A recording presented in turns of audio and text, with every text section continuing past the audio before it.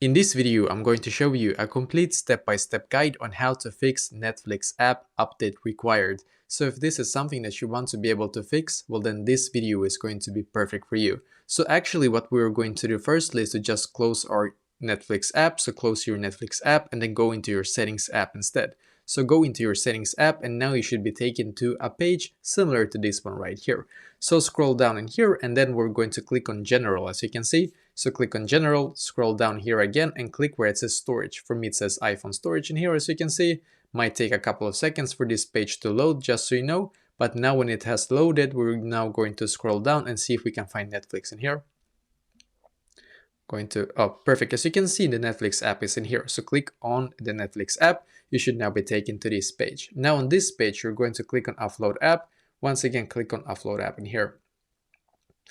And perfectly, we can now click on the blue button here again to be able to get the app back again, as you can see. And basically what will happen then is that your Netflix app will now basically just update to the latest version by doing this. You're just by actually going to this page right here and doing this step-by-step guide that I just showed you.